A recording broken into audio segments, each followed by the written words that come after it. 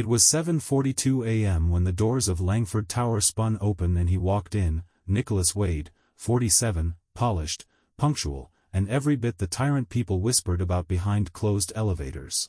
He ran Virex Capital, one of Chicago's fastest-growing real estate firms, and he liked to make people feel small. Today, it was someone else's turn.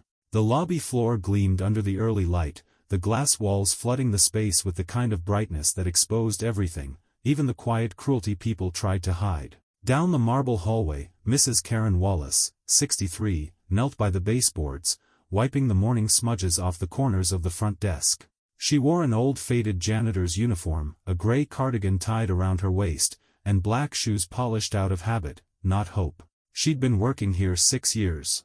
Nobody knew her last name until now. Nicholas clocked her from 10 steps away. His stride didn't change. In his right hand was a large iced latte. Almond milk, 3 pumps vanilla, extra ice. His left scrolled through his phone like nothing around him mattered. Then he stopped, right in front of her. "Hey, are you deaf?" he snapped. Karen turned, calmly, her cloth still in hand. Her knees cracked as she stood. "Sir?" Nicholas looked down at a wet streak that led from the front mat across the floor. It was barely visible unless you were searching for it. "You call this clean? You think this is acceptable?" His voice echoed in the marble space.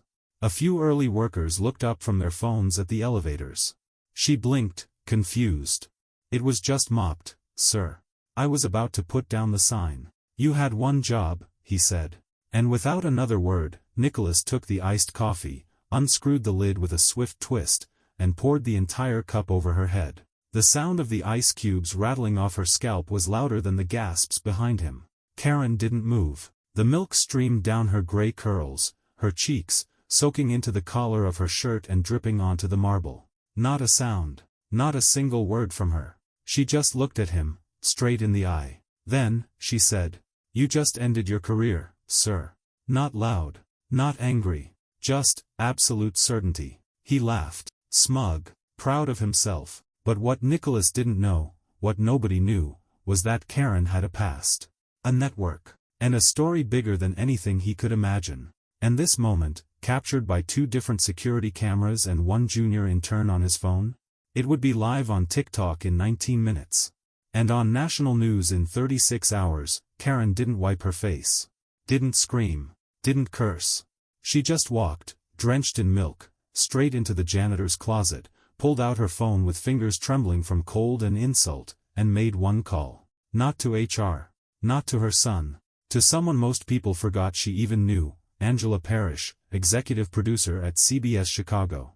Angela answered on the first ring. "It happened?" Karen said only 3 words. He poured it. That was all it took. What Nicholas didn't know was that Karen wasn't just a cleaner. She had once been one of Chicago's best investigative journalists. 30 years ago, she broke the Midwest property laundering scheme, took down 2 congressmen, and nearly lost her life doing it. After her husband died and her pension was swallowed by a fraudulent bank merger, she vanished from public life. Took the janitor job just to stay afloat. People forgot her face. Her fire. Her name. But Angela didn't. The boardroom was silent. The kind of silence that feels like static in the air, just before thunder cracks. Nicholas stood at the head of the table, red-faced, sweating bullets as every board member stared down at their tablets, watching the video again. One member finally spoke. "Do you realize how many millions this will cost us in investor pullouts?" Another added, "You've humiliated this company, and worse, you did it on camera." Nicholas tried to speak. "She's just a janitor. She set me up." But the room didn't move. Because in the background of that viral video, someone had zoomed in, on a plaque by the elevator. Karen Wallace, former Pulitzer finalist, in honor of her contributions to Chicago journalism. That plaque had been there for 7 years.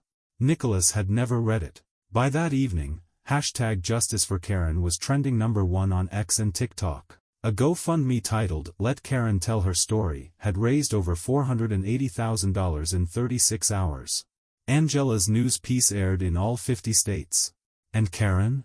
She didn't go to work the next day. She went on the Today Show, hair brushed back in a neat bun, speaking calmly while America listened. "I didn't expect justice.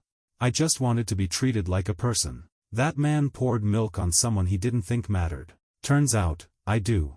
By Friday, Virex Capital announced Nicholas Brandt's resignation. His house was swarmed by protesters. 3 sponsors pulled out. 4 civil suits were filed. But the final blow? It came from a 12-year-old girl named Ava.